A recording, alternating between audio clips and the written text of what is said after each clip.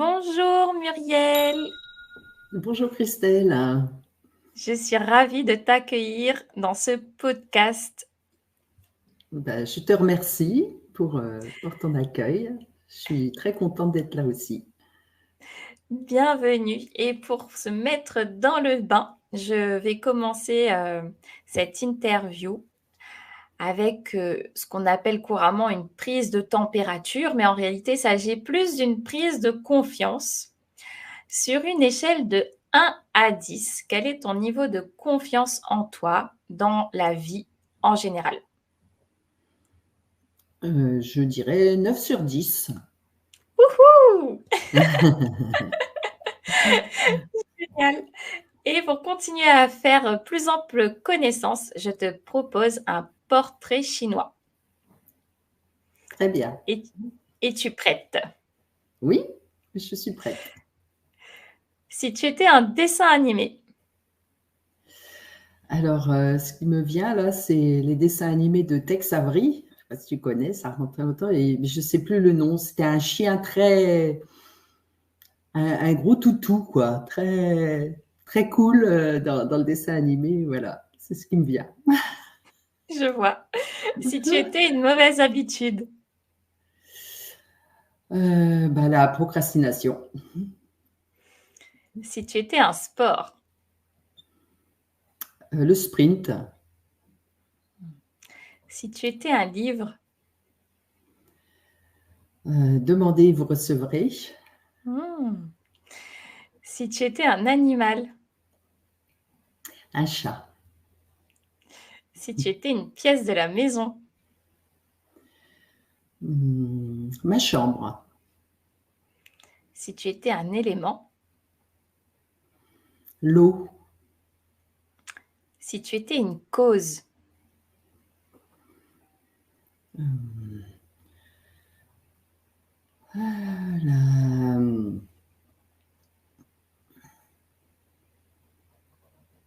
La, la misère, la misère dans le monde.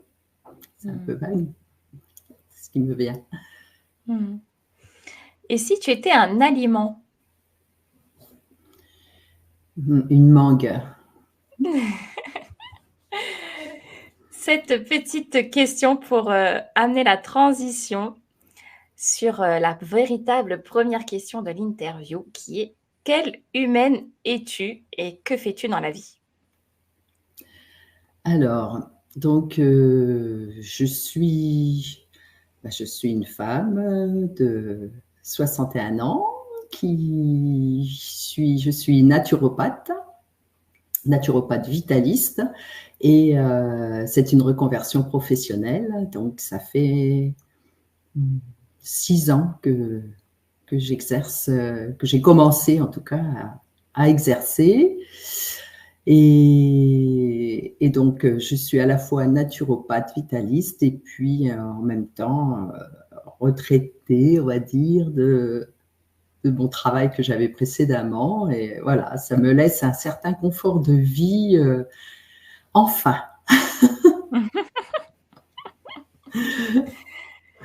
Et est-ce que tu peux nous en dire plus sur ton parcours professionnel et comment tu es arrivé à naturaliste vitaliste? Oui.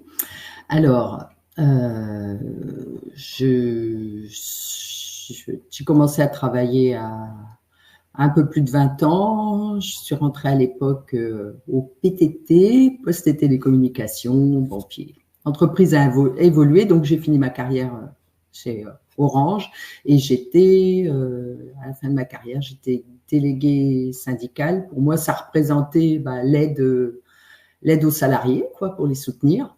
J'ai toujours eu un peu ce côté soutien. J'ai travaillé aussi en boutique, et c'est vrai que je m'occupais, moi, surtout des personnes qui venaient, qui avaient des problèmes pour leur Internet, leur téléphone. Voilà, je n'aimais pas tellement l'âme vendeuse, même pas du tout, mais voilà, ça m'allait très, très bien comme ça. Et puis, en fait, vers les 40, ça a commencé ouais, un peu après la quarantaine, mais entre la quarantaine et la cinquantaine, mon état de santé s'est quand même dégradé, mon état moral aussi. Je me suis séparée, j'ai divorcé, Voilà, des phases difficiles et par rapport à aujourd'hui, je faisais 20 kilos de plus. Je consommais quand même pas mal d'alcool et mon corps a commencé à me faire sentir. Et puis, je me voyais sombrer et bon, pour moi, il n'était pas question de rester dans cet état. Et donc, j'ai commencé à m'intéresser à ma santé, mais par moi-même, quoi. Voilà. Ça a commencé par une amie qui m'a envoyé une vidéo d'Irène Grosjean, qui est une naturopathe reconnue en crudivorisme. Donc voilà, et ça m'a vraiment fait un déclic. Et à partir de ce moment-là, c'était parti, quoi. C'était le début d'une nouvelle aventure. Et puis j'ai décidé de vouloir cadrer les choses, d'étudier la naturopathie. Et ça a été une merveilleuse aventure pour moi qui a complètement changé ma vie sur tous les plans. Voilà. D'accord. Et pourquoi naturopathe associé à vitaliste? Est-ce qu'il existe des naturopathes tout court et des naturopathes vitalistes? Oui, en fait, j'ai fait l'école d'Argère Univers, qui est l'école fondée par Pierre Valentin Marchesso, qui est le fondateur de la naturopathie en France. Et lui, il était très, très attaché justement au vitalisme, qui est donc une des bases de la naturopathie. Et ensuite, d'autres écoles se sont créées. Et normalement, ça reste la base, mais ça n'est pas toujours le cas dans l'approche des études de naturopathie. Il y a même des naturothérapeutes. Donc là, on perd un peu la philosophie de la naturopathie. Parce que le vitalisme, donc c'est l'énergie vitale, c'est l'énergie qui nous anime, et c'est vraiment la base de la naturopathie telle qu'on l'étudie, en tout cas dans l'école que j'ai faite. Et c'est la naturopathie d'origine, en fait. Voilà, c'est la naturopathie d'Hippocrate, hein, parce que Hippocrate, en fait, il était naturopathe.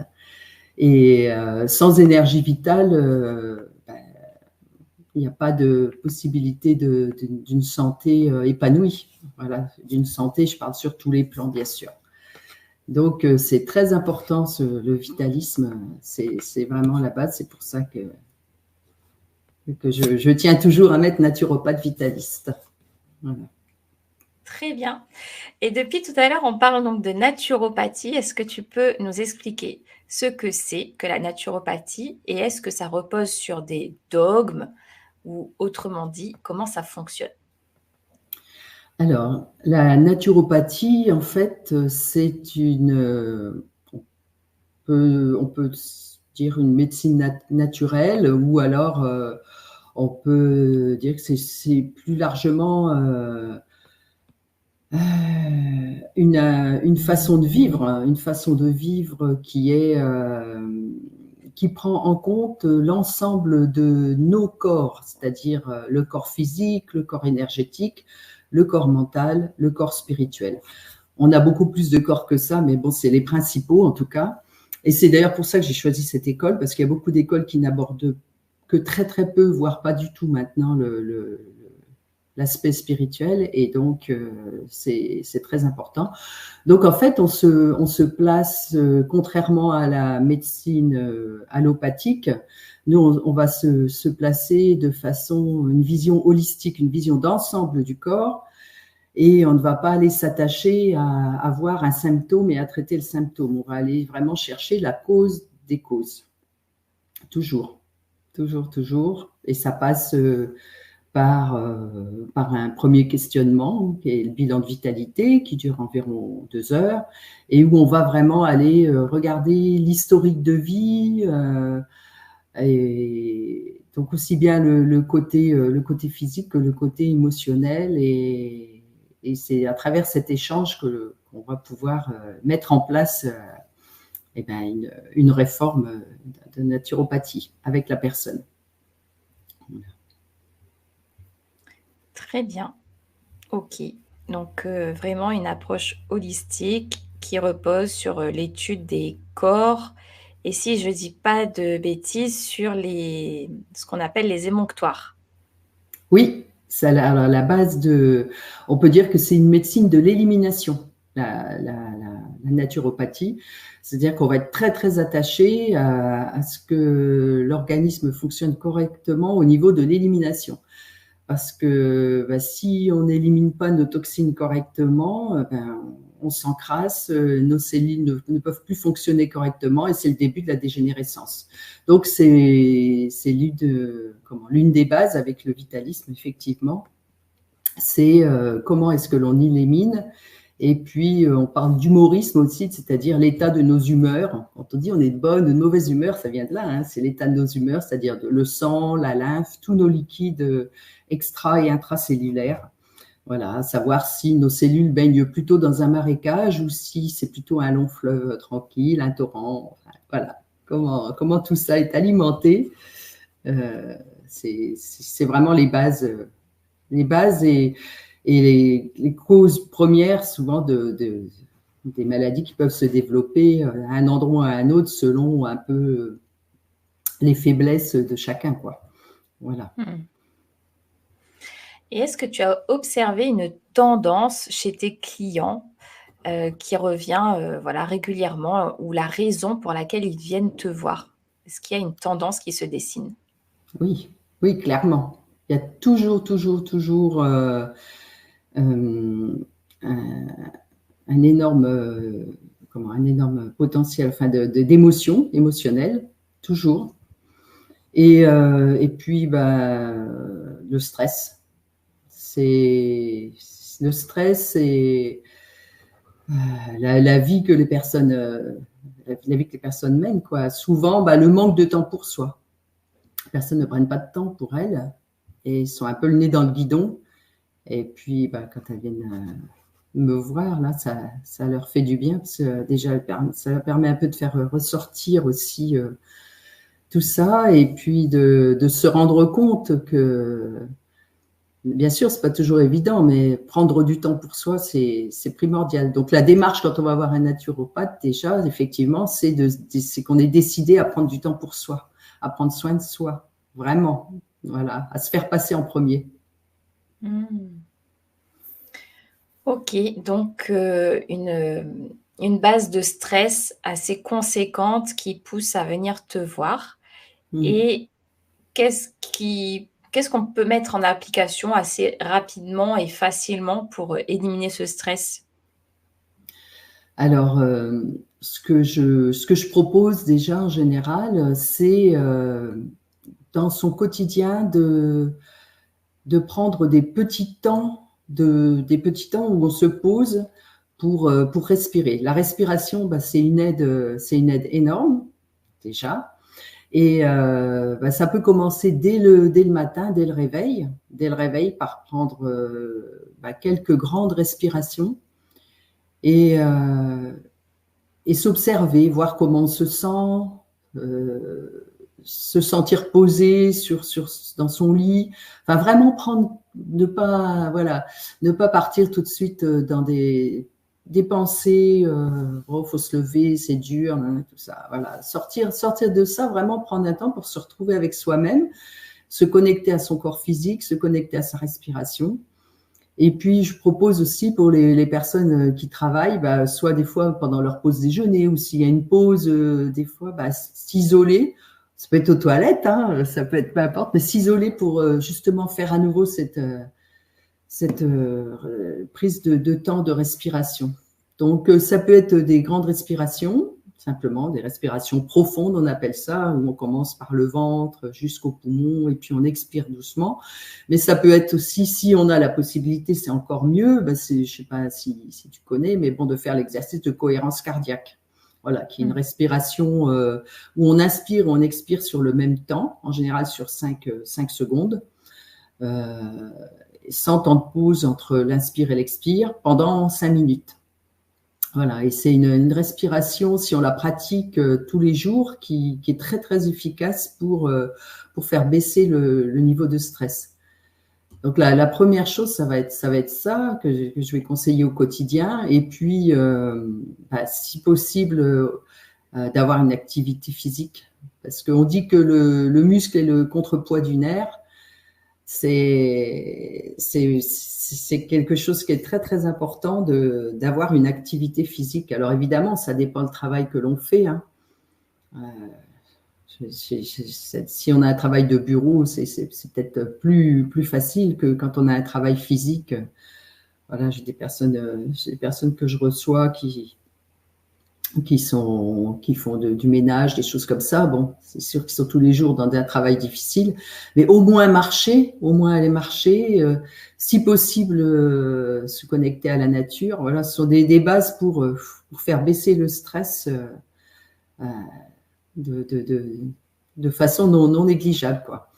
Et puis travailler sur le sommeil, parce que il y a énormément de personnes qui ont des problèmes de sommeil.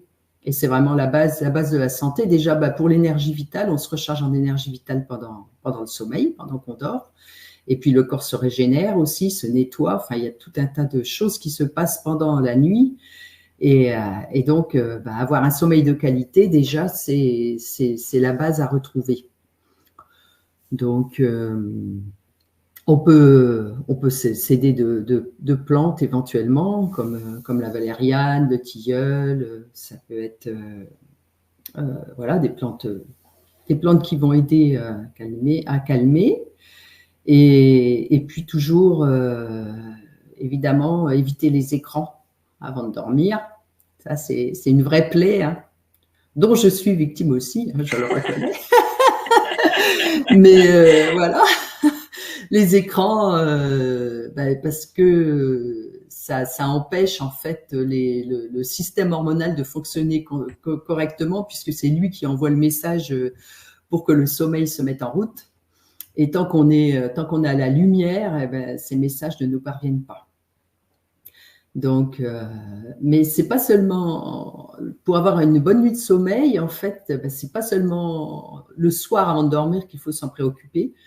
Parce que c'est aussi tout notre système hormonal qui doit fonctionner correctement. Et pour ça, on a besoin de la lumière du jour le matin, par exemple.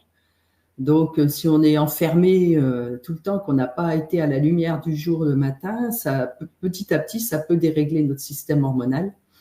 Le matin, normalement, on doit avoir du cortisol qui va nous booster. Et puis le soir, ça va être plus la sérotonine et d'autres hormones qui vont permettre le sommeil.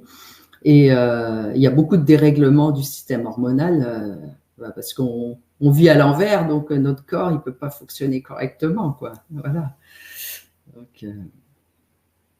Donc on travaille sur tout ça, sur les bases en utilisant ce qu'on appelle nous les éléments naturels, en fait, toutes les méthodes naturelles, hein, le contact avec la nature, le soleil. Bon, selon les latitudes sous lesquelles on vit, moi je vois à Paris, bon, le soleil il manque un peu. Mais voilà, le soleil c'est primordial, de respirer d'un air le plus pur possible aussi. Ça devient compliqué, quoi. Ça devient compliqué avec la vie qu'on mène, mais c'est des bases très importantes. D'aller dans la nature, de se mettre pieds nus dans l'herbe, de se relier à la terre, de toucher les arbres. Ça peut paraître des choses toutes bêtes, mais ce sont des choses très importantes pour rééquilibrer notre système nerveux, notre système hormonal. Parce que sans cet équilibre, de toute façon, on aura beau faire même une réforme alimentaire, ça ne sera pas suffisant. C'est un tout. Voilà. On peut commencer par l'alimentation, hein, parce que vu que ça va nettoyer tous les liquides, tout va mieux circuler, tout va mieux fonctionner. Donc, on peut commencer par ça, mais ça ne sera pas suffisant. Voilà. Ok. Oui. Donc, je vais m'arrêter parce que sinon, je ne vais pas m'arrêter. On sent la passion. Oui. Et justement, en parlant d'alimentation, on entend beaucoup parler de détox. Alors, j'ai envie de te demander pourquoi la détox? Et est-ce que si on mange sainement au quotidien, est-ce qu'on a encore besoin de faire des détox ou est-ce que ça se suffit par lui-même? Alors, Déjà, de toute façon, même si on mange sainement au quotidien, même si on consomme, on essaye de consommer bio ou local, naturel, bon, la plupart du temps, pour une grande partie de la population sur Terre, ben, on respire un air qui n'est pas pur. Donc, on a des toxines. Je veux dire, on pourrait faire de notre mieux pour être complètement à l'abri des toxines qui nous entourent. C'est très compliqué. Dans l'alimentation aussi. Et puis surtout le stress, déjà. Le stress déclenche énormément de toxines dans l'organisme. Ça déclenche de l'acidité. Donc, c'est tout un ensemble de choses.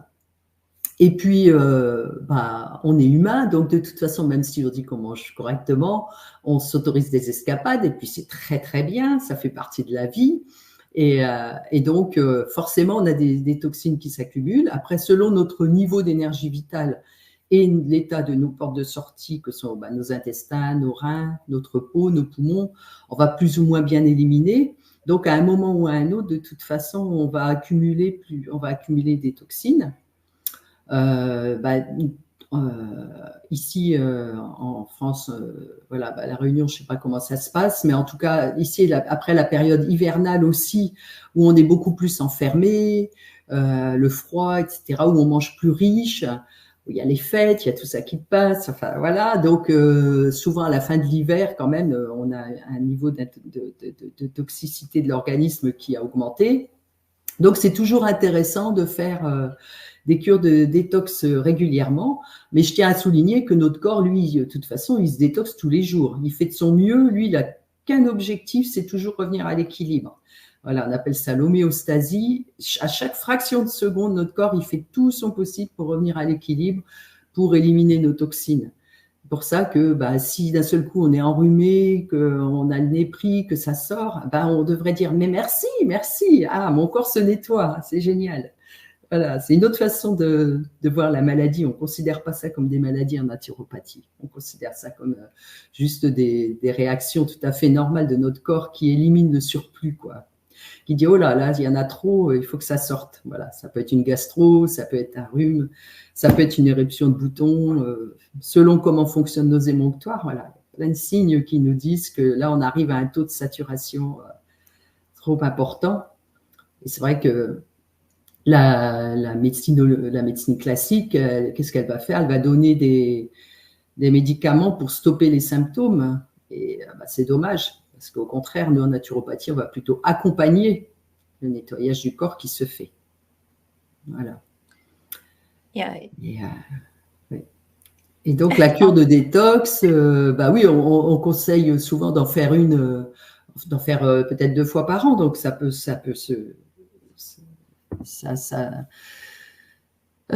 déroule de différentes façons selon les personnes. Voilà.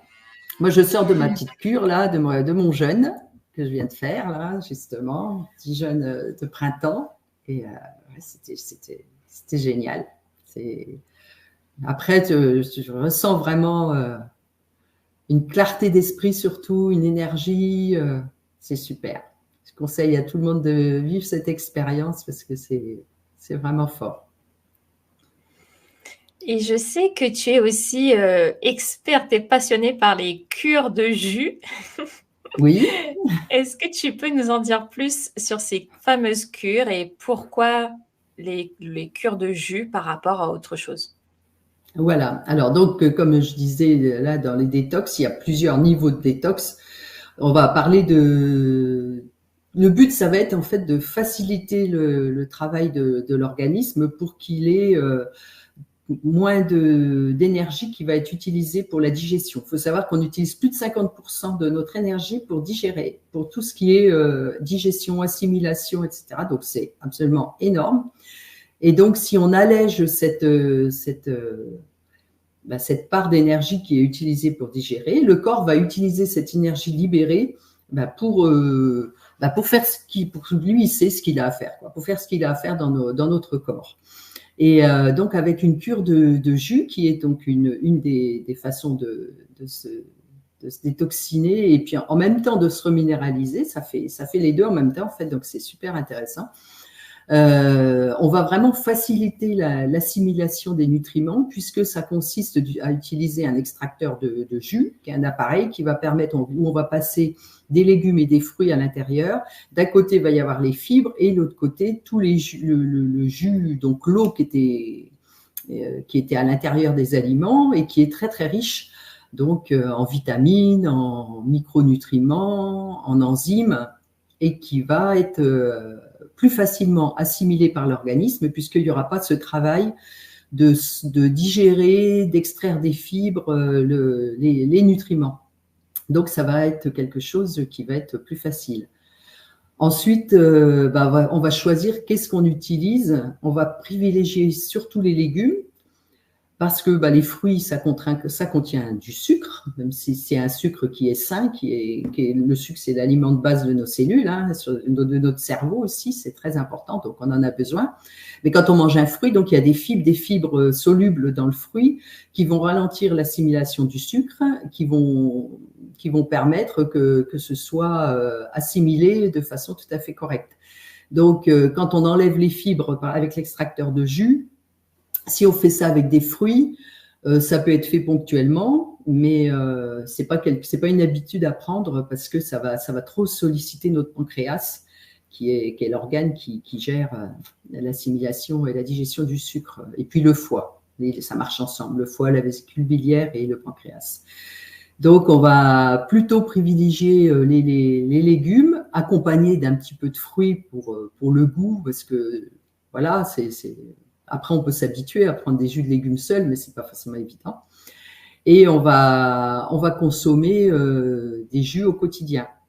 Donc, ça peut être une cure de jus où on ne va consommer que des jus. À ce moment-là, c'est vraiment une cure de détox qu'on fait sur quelques jours. Mais ça peut être 3 jours, ça peut être une semaine, ça peut durer plusieurs jours. Il n'y a aucun souci. Ce qui est intéressant, c'est que si on a une vitalité un peu dans les chaussettes, qu'on est en état de fatigue, et ça va être quelque chose qui va être plus simple à faire et plus recommandé d'ailleurs qu'un jeûne, parce que jeûner si on est complètement épuisé, c'est pas forcément la solution, parce que notre corps ne va pas pouvoir ne va pas avoir l'énergie suffisante. On va s'user encore plus, se déminéraliser encore plus. Donc c'est pas du tout le but recherché. Alors qu'avec une cure de jus, ça va nous apporter tout un tas de nutriments et en même temps, surtout si on fait des jus verts, donc des jus à base, je sais pas, d'épinards, de céleri ou de plantes sauvages, mais beaucoup de verdure, ça va nous amener énormément d'oxygène et de chlorophylle. Et la chlorophylle et l'oxygène, en fait, ça va vraiment permettre un nettoyage de tout le système digestif. Surtout les intestins, ça va les rétablir leur fonctionnement parce qu'il y a énormément de personnes qui ont des problèmes de fonctionnement intestinal, de plus en plus. Et donc, c'est la base parce que c'est là que se passe l'assimilation des nutriments pour aller nourrir nos cellules. Et ça passe à travers la paroi intestinale. Et quand les intestins sont en mauvais état, sont encrassés, on appelle ça la plaque mucoïde. C'est pas très beau. Si vous tapez plaque mucoïde, vous allez voir sur Google. C'est à force d'avoir des selles qui restent en fait dans les intestins. Ça fait une plaque le long de la paroi intestinale et ça va abîmer la paroi intestinale. Ça va empêcher l'assimilation. Et donc les cures de jus vont aider à nettoyer tout ça. Donc ça se prépare comme n'importe quelle cure de détox.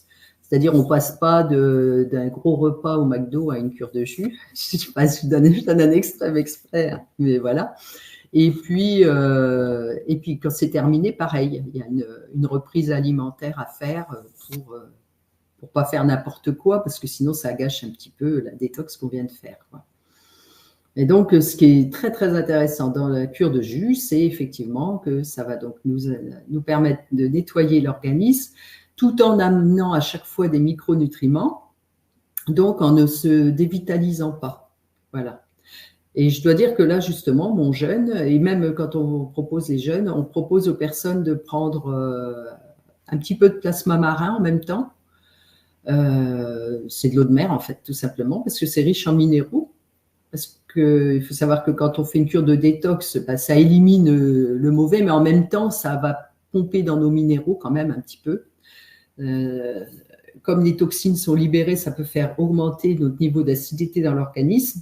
Et le corps va compenser en prenant dans nos minéraux, on appelle ça tamponner les acides, c'est-à-dire les neutraliser en fait. Donc, ça peut être intéressant pendant qu'on fait la cure de détox d'avoir un apport minéral. Et avec les jus, on a cet apport minéral. Il existe des cures de jeûne, ces jeûnes et randonnées qui proposent ça. Eux, ils proposent un jus chaque matin et puis un bouillon le soir. Donc, ça apporte des minéraux. Nous, on ne procède pas comme ça parce qu'on va aller plus profondément dans les cures de jeûne qu'on propose. Mais pour les personnes qui ne peuvent pas jeûner, donc on propose des cures de jus qui est une très très bonne alternative. Bon, après, il y a l'investissement dans l'appareil, effectivement. Et une chose très très importante, on dit que l'on mange nos jus, c'est-à-dire que les jus doivent être bu très lentement, doivent être mastiqués en bouche. Il ne s'agit pas d'avaler son verre de jus comme ça d'un coup parce que c'est très riche en nutriments et donc faut laisser le temps au corps de l'assimiler. Voilà. Et peut-être une question un peu pratico-pratique dans le sens où tu as parlé d'extracteur de jus. Pourquoi extracteur de jus par rapport à la centrifugeuse ou encore le blender? Oui, alors un blender, on va faire des smoothies, c'est-à-dire que l'on va mixer des fruits on peut mixer, par exemple, on appelle ça des smoothies verts. Tu peux mixer de la banane avec du jus de citron, enfin voilà, et puis un peu d'eau, et puis des feuilles vertes, beaucoup de feuilles vertes, donc des épinards, de la salade, de la mâche, enfin, ce que tu peux trouver, des plantes sauvages, des orties. Les orties, c'est formidable, c'est la plante par excellence. Mais là, du coup, tu as les fibres. Les fibres sont présentes. C'est juste que c'est mixé. Et pareil, c'est à boire très, très lentement et faut pas en abuser. La base, quand même, de toute façon, en naturopathie, c'est de manger le plus brut et naturel possible. Donc, c'est une alternative intéressante parce que voilà, ça permet de se faire un repas, c'est pratique et voilà, mais ça n'a rien à voir avec un jus, puisqu'il y a tout dedans, il y a les fibres, il y a tout.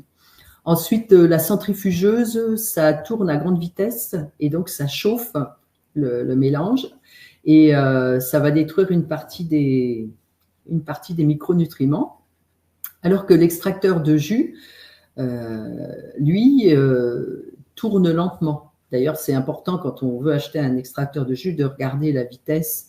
Je crois que c'est entre 40 et 60 tours minute en gros. Donc, 40 minutes, 40 tours minute, c'est formidable. Voilà, après, voilà.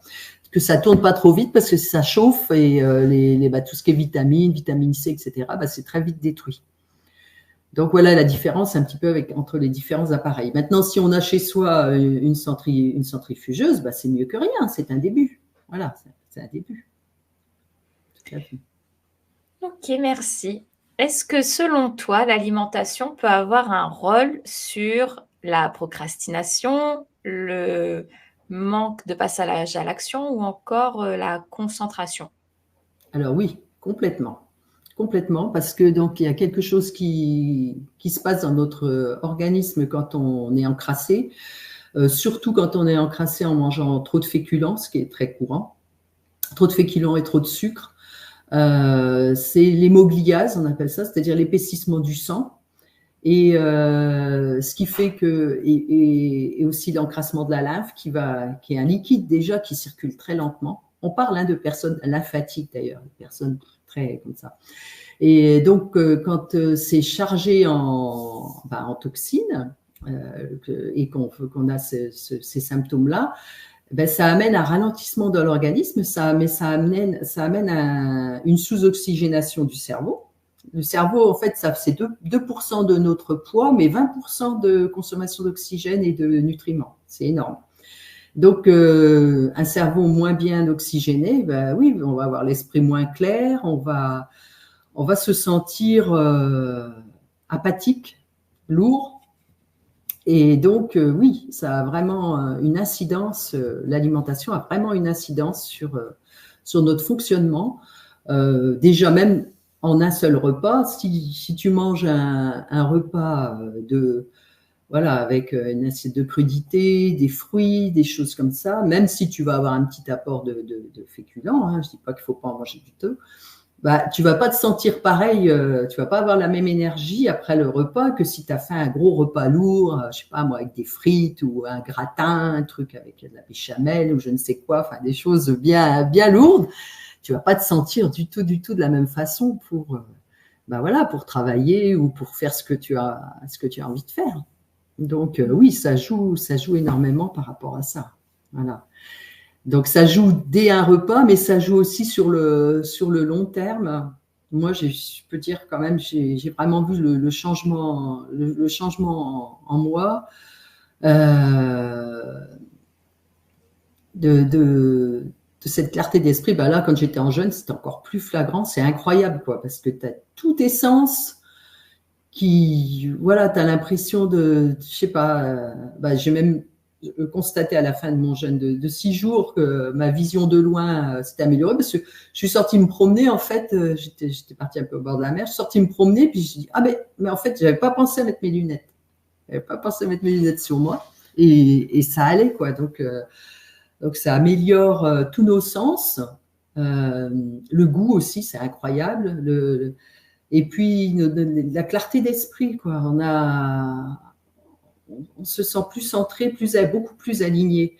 On peut pas séparer le corps physique du reste. J'ai une petite anecdote aussi par rapport à ça. C'est quand j'ai commencé à changer mon alimentation. Donc je faisais soit 78 kilos, j'en fais 58. Et quand j'ai commencé à perdre du poids, parce que en fait, quand je suis tombée au début, je suis tombée crudivore sévère. Je mangeais que cru, beaucoup de fruits, etc. J'ai commencé à perdre du poids. Et puis, bah, j'étais partie en week-end voilà, chez ma mère à la campagne. Et puis, on était à table. Et puis, il y a des guêpes qui arrivent. Et là, j'avais vraiment une phobie des guêpes. Et là, rien, zéro, absolument rien. Ça me faisait ni chaud ni froid. Elles étaient là, tranquilles. Ma peur s'était envolée, en fait. Nos peurs, elles sont aussi, comment dire, engrammées dans nos cellules, oui, comment dire, je ne sais pas comment expliquer ça, mais en tout cas, quand on commence à se décrasser, on ne décrasse pas que du physique, on décrasse aussi de l'émotionnel, des choses qui remontent et qui partent tout seules. Nous, on voit pendant les cures de jus même, ou les cures de jeûne, que ce soit l'un ou l'autre, les personnes, c'est vraiment intéressant parce que voilà, on se reconnecte à soi et on peut voir en face un petit peu nos freins, nos blocages et commencer vraiment un chemin d'évolution. Voilà, parce que la naturopathie, dans les quatre techniques les plus importantes, donc il y a l'alimentation, effectivement, l'exercice physique, tout ce qui est hydrologie, tout ce qui est utilisation de l'eau, sous toutes ses formes. Et puis la quatrième, c'est la psychologie version naturopathique. Voilà. Et donc, on travaille énormément aussi à se reconnecter à notre être véritable. Parce que le seul but, c'est ça, c'est se sentir très, très bien, quoi. Se sentir très, très bien. Voilà. Ok, ben, super, ça donne envie de mieux s'alimenter du coup et de faire des détox et des jeûnes régulièrement pour retrouver notre concentration et notre clarté d'esprit.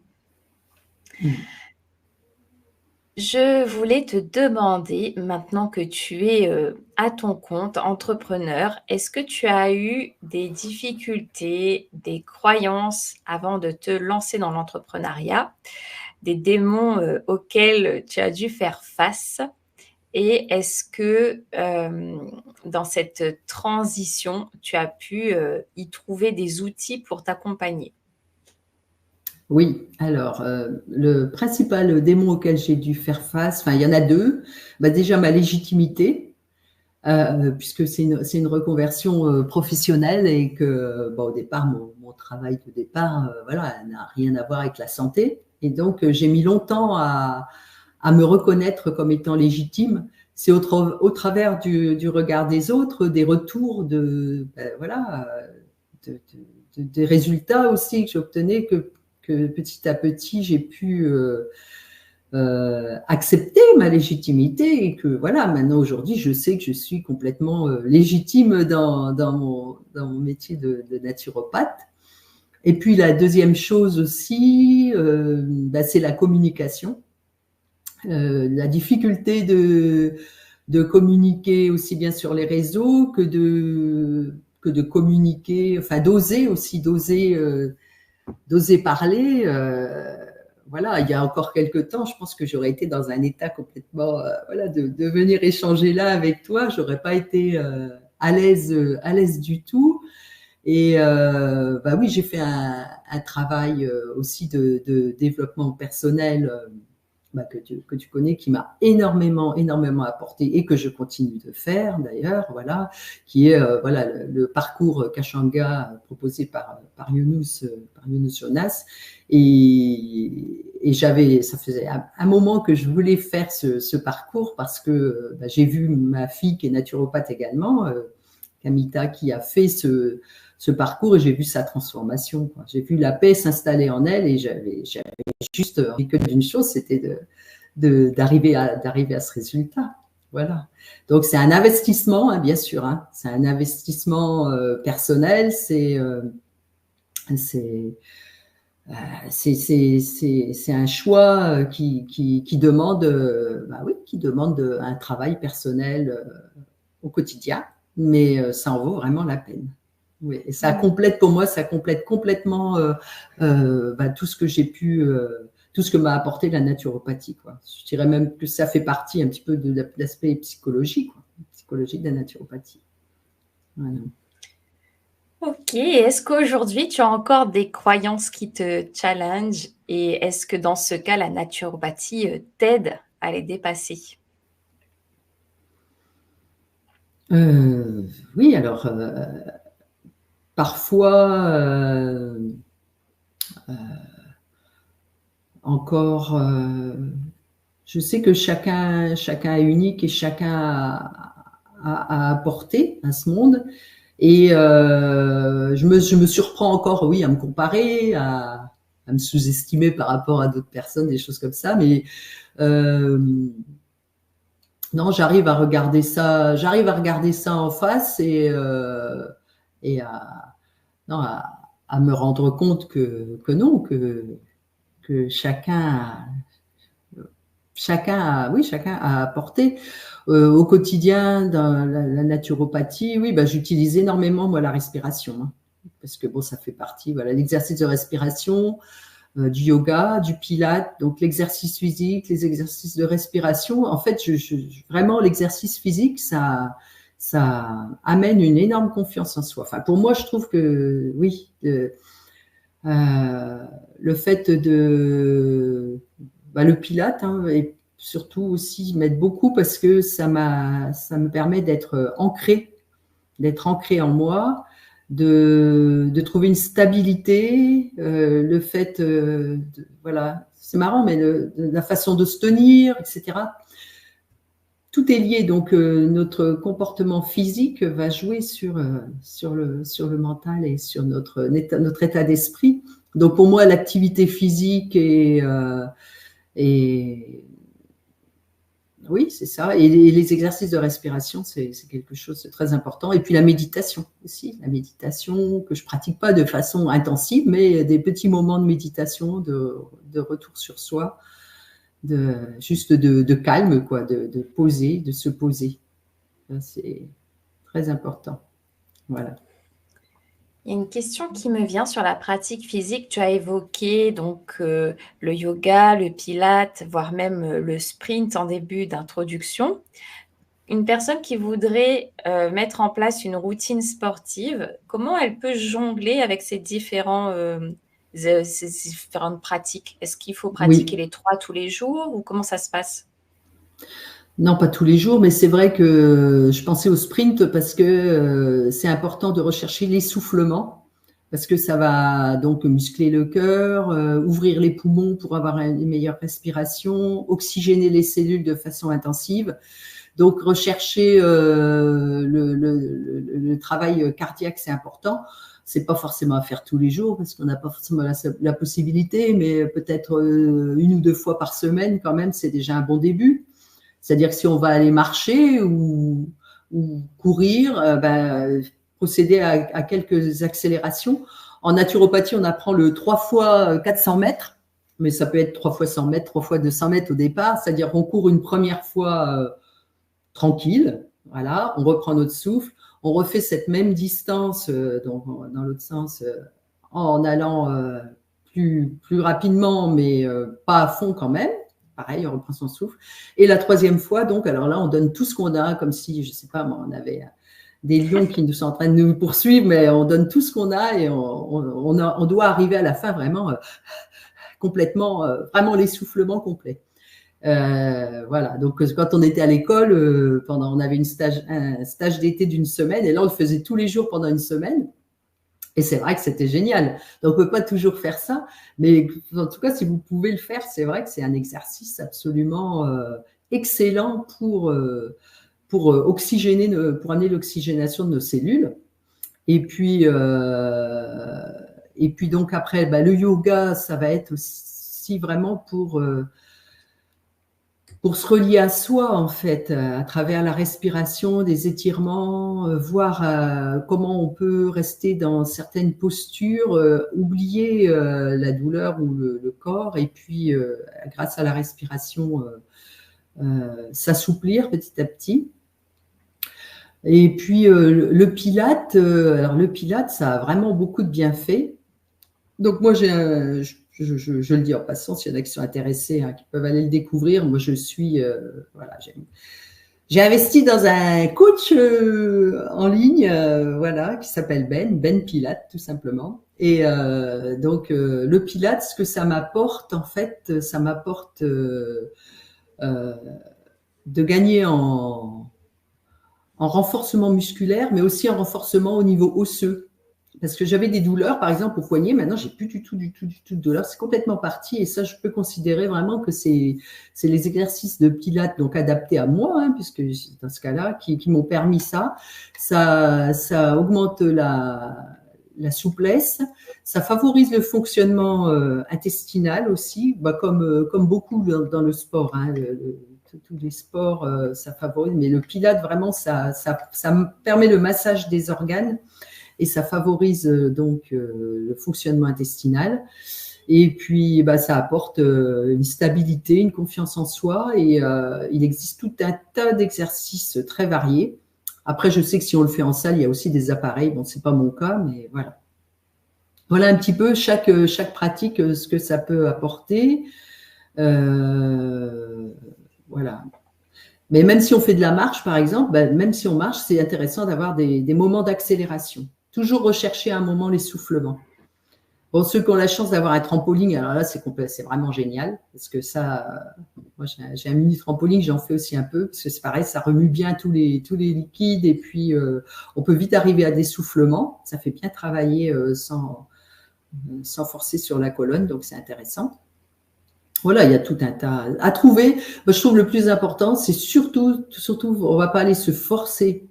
Il faut trouver quelque chose où on trouve du plaisir, dans le sport.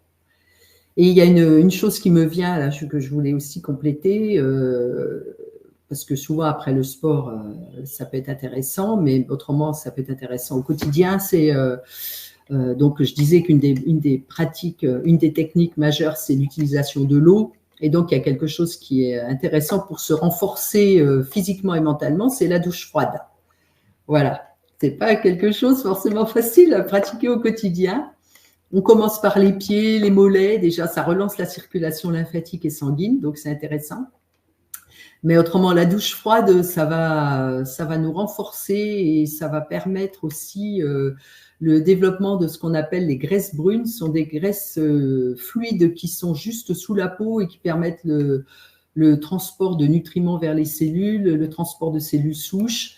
C'est elles aussi qui permettent de gérer notre capacité à supporter le chaud et le froid. Moi, je vois ça, ça a vraiment énormément changé. Je supporte bien le froid, je supporte bien le chaud, l'été, l'hiver.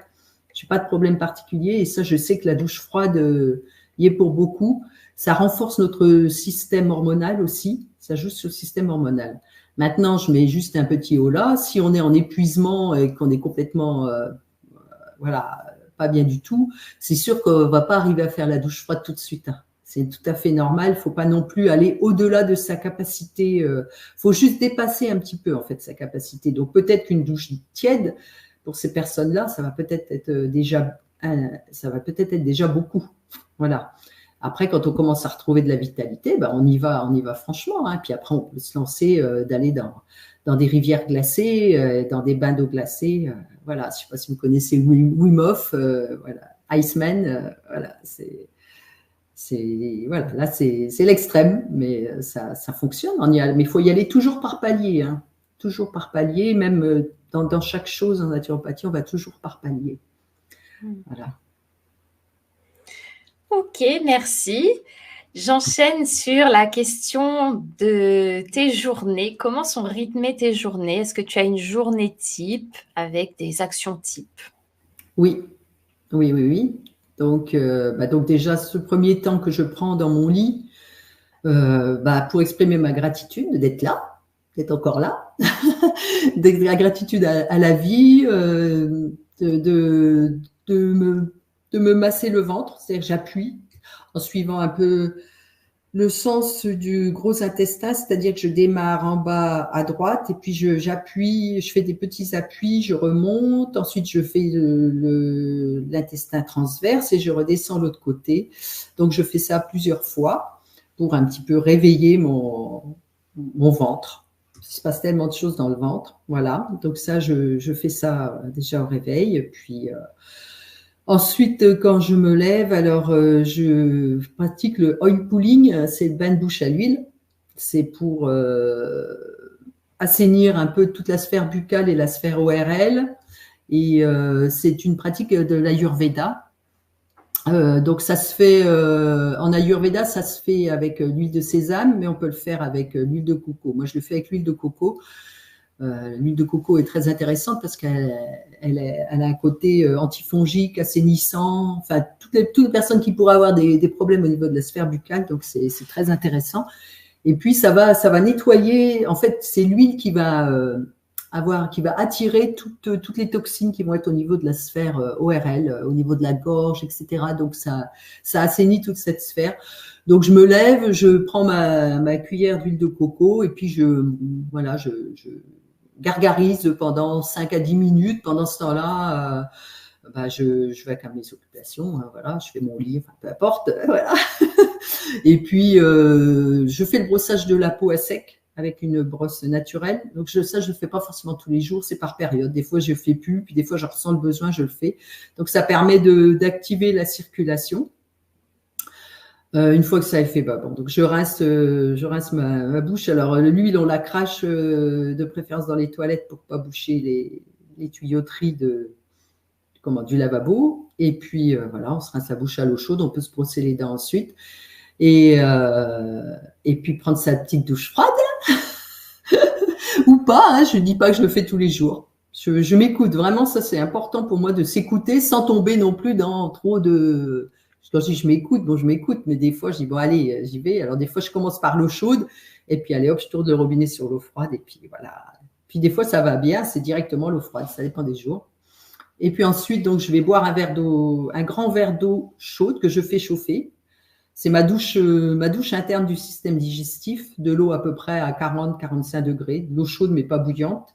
Le foie et tout le système digestif adorent la chaleur. Donc ça, c'est toute ma routine matinale. Et puis ensuite, je fais, au minimum, je fais du déverrouillage de mes articulations. Voilà, ça va être des mouvements de tête, des mouvements d'épaule, les poignets, tout le corps. Voilà, des exercices de respiration, d'étirement. En principe, je fais soit du yoga, soit du pilate après. Et puis voilà, ça c'est ma routine matinale. Je prends pas de petit déjeuner. J'ai perdu cette habitude, moi qui mangeais beaucoup avant. j'en ressens plus du tout le besoin. Voilà, ça va être possible qu'un peu plus tard dans la matinée, je prenne quelque chose, mais je prends rien le matin, j'y pense même pas, quoi, j'ai pas faim. Donc ça, c'est ma routine matinale pour démarrer ma journée. Et puis, le soir aussi, une chose que je fais, bon, bah, tout l'hiver et le printemps, l'automne, enfin, sauf en plein été, sinon je le fais tout le temps, bah, c'est ma bouillotte. Ouais. J'ai ma bouillotte sur le foie tous les jours. Parce que voilà, le foie aime la chaleur et que ça lui fait beaucoup de bien et que ça l'aide à fonctionner correctement. Donc tout ça, ça fait partie des techniques d'hydrologie, hein, de l'utilisation de l'eau. Donc ça, et par période aussi, j'utilise le froid à l'entrejambe, qui sont les bains dérivatifs. Donc vous pourrez aller vous voir si vous voulez vous renseigner sur ça. C'est des bains dérivatifs de France Guillain. Donc elle propose des poches qu'on peut mettre à l'entrejambe, mais autrement, moi, la nuit, je mets simplement une bouteille d'eau congelée entourée dans un linge que je mets à l'entrejambe. Donc j'ai du froid à l'entrejambe et du chaud au niveau du foie. Et ça permet, ça favorise le fonctionnement de l'organisme pour la détox, pour l'aider voilà, c'est une aide que je lui apporte pour l'aider à fonctionner. Voilà, c'est vraiment les choses au quotidien que je fais. Après, bah, mes journées sont plus ou moins rythmées par le travail, etc. Et j'essaye d'aller marcher, de faire des marches de 2-3 heures, une fois par semaine minimum, si possible 2 fois par semaine. Je ne cours plus, je courais, mais je cours plus. Peut-être que je m'y remettrai, mais j'avoue que je cours plus. Bon, mis à part des accélérations, ça oui, ça je peux être amenée à en faire. Soit je fais en allant dehors courir, soit je fais mon trampoline en faisant rapidement. Ou alors quand c'est le pilate, des exercices comme des squats, mais de façon assez rapide, ou des mouvements, des pompes, des choses comme ça. Tout ça, c'est des mouvements qui vont accélérer le rythme cardiaque. Il y a tout un tas de mouvements qui vont déjà permettre l'accélération du rythme cardiaque. Voilà ce que je peux dire. Après, donc moi, c'est 2 repas par jour en principe. Un repas le midi, un repas le soir. Voilà. Le tout plus tôt possible. Si je peux, selon mon occupation de la journée, je mange vers 18h, 19h maximum. 18h, 19h. Voilà. Ok, bah merci pour ces partages. Est-ce que tu as un outil favori qui t'aide dans l'organisation de tes journées?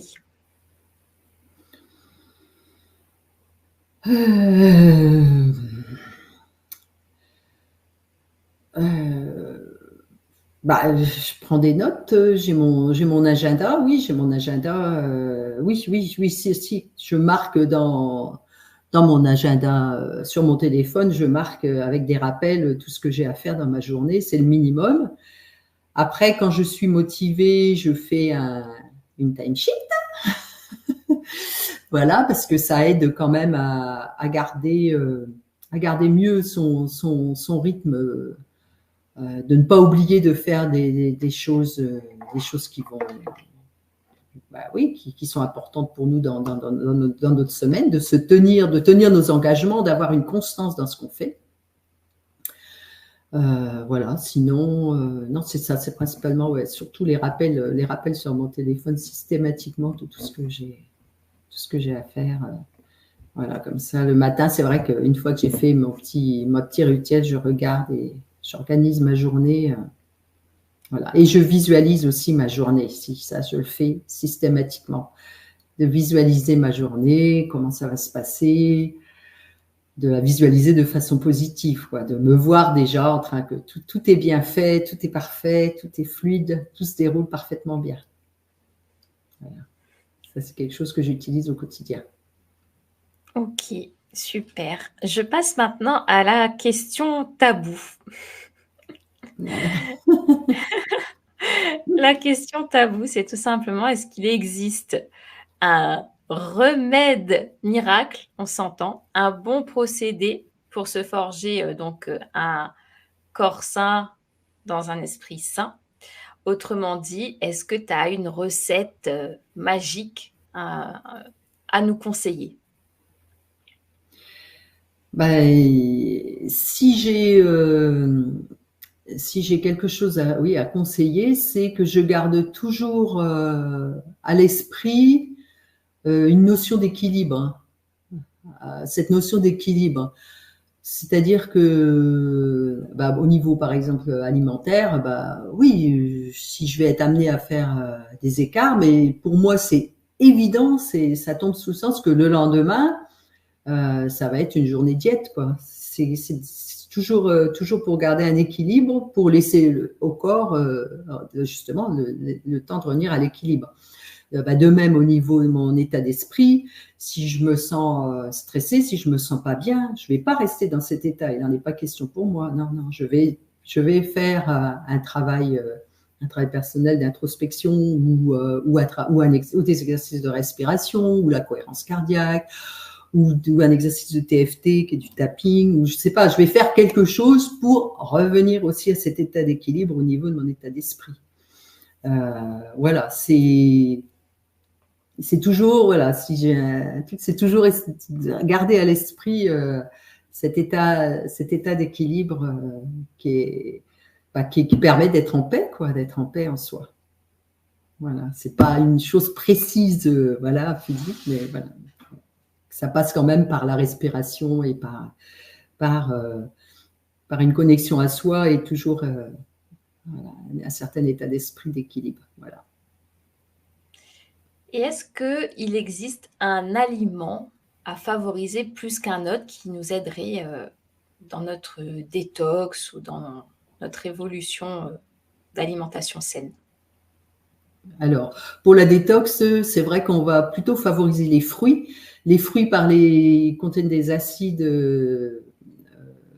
qui sont bons pour la santé. Hein. Les fruits ont vraiment un effet détox, alors que tout ce qui est légumes, verdure, etc., même si ça va aider à nettoyer, vont aussi beaucoup reminéraliser. Donc, les deux sont intéressants. Après, moi, mes super aliments que j'utilise tout au long de l'année, c'est donc le plasma marin, par cure, hein, l'eau de mer. Ça va être la spiruline aussi. La spiruline qui est un aliment très, très intéressant qui contient de la phytocyanine, qui est un micronutriment qui va permettre la régénération cellulaire. Ça contient des protéines, ça contient de la chlorophylle. Donc voilà, ça va être vraiment les deux choses que j'utilise. Et puis quand c'est le printemps, là, je sais pas s'il y a des bouleaux à La Réunion, mais voilà, nous ici c'est la cure de sève de bouleau que je suis en train de faire. Là, j'en suis à mon deuxième cubit de 3 litres. Là, j'en prends un verre tous les jours. Parce que c'est à la fois nettoyant des reins et en même temps très très riche en micronutriments. Et c'est la sève du bouleau qui monte dans l'arbre et qui contient tout ce qu'il faut pour que l'arbre puisse à nouveau avoir les feuilles qui poussent, etc. Donc c'est une sorte de renaissance. Et donc vraiment la cure de sève de bouleau, c'est très intéressant. Et puis les produits de la ruche, après, ça dépend au niveau éthique. Mais bon, je dois avouer que quand même les cures de pollen frais congelé, c'est bon. Alors, quand je le prends, je remercie parce que je sais que chaque petit grain de pollen, ça représente des dizaines d'heures de travail pour une abeille. Donc voilà, ça vient un petit peu après, mais ce sont des super aliments qui sont très très intéressants à introduire dans notre alimentation au quotidien, quoi. Ok. Elle fera quoi et elle sera comment, Muriel, dans 5 ans? Je continue de rajeunir. Je continue de grandir et de me sentir de mieux en mieux et de plus en plus connectée à moi et aussi relié au mental. En naturopathie, on parle du mental, mais on le divise en deux. On a le bas mental qui est toutes les cogitations, etc. Et puis le haut mental qui est l'utilisation du mental vraiment comme outil à notre service. Donc, je me vois de plus en plus tourner vers ça, de plus en plus de sagesse. Et puis, je me vois au niveau professionnel épanouie et pouvant toujours plus partager mes connaissances parce que c'est ce qui est important pour moi aussi, pour essayer d'apporter ma petite pierre à l'édifice dans ce monde pour de plus en plus de mieux-être chez les personnes qui sont prêtes à faire ce chemin, quoi. Voilà. Très bien. Je finis avec la question girly. Est-ce que tu as un mantra ou une incantation qui t'inspire et que tu te répètes tous les jours?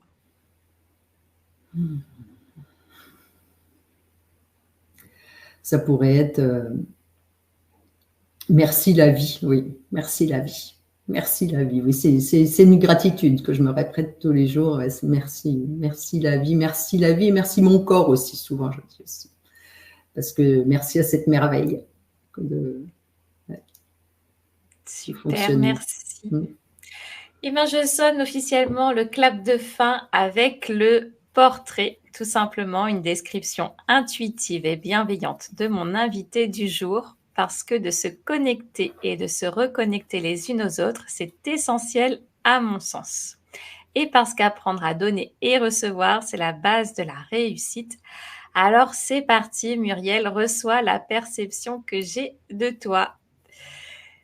Muriel, je perçois de toi un pinson, cet oiseau joyeux qui chante dans les prés, qui observe d'en haut que l'écosystème soit bien équilibré. Un peu comme une boussole, Muriel nous indique où se trouve le nord et comment maintenir le cap. Remplie de douceur et de bienveillance, elle s'attache à ce que chacun, chaque être, se sente bien et puisse comprendre la formidable machine qu'est notre corps pour aller à la reconnexion de son soi véritable. Muriel, une âme de sagesse infinie qui aujourd'hui a trouvé son équilibre pour enfin transmettre son savoir et ainsi pérenniser des civilisations entières. Merci Muriel. Merci beaucoup. Je te remercie pour ce portrait. Et merci pour cet échange, vraiment. Avec plaisir. Où est-ce qu'on peut te retrouver?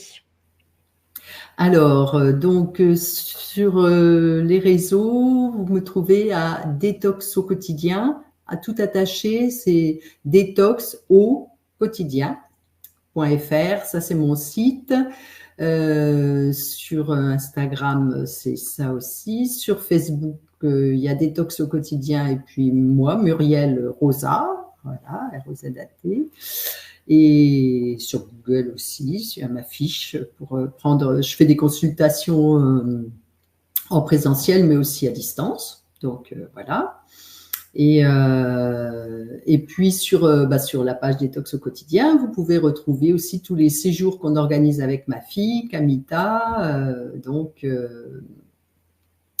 plusieurs fois dans l'année. Le prochain, c'est au mois de juin, dans les Landes, 2 semaines. Voilà, on propose une semaine de détox, une semaine de revitalisation. Et voilà, ça va être super chouette. Voilà. Super. Est-ce que tu souhaiterais ajouter quelque chose que nous n'aurions pas abordé? Non, je pense qu'on a peut-être. Soyez doux avec vous-même. Oui, c'est très important.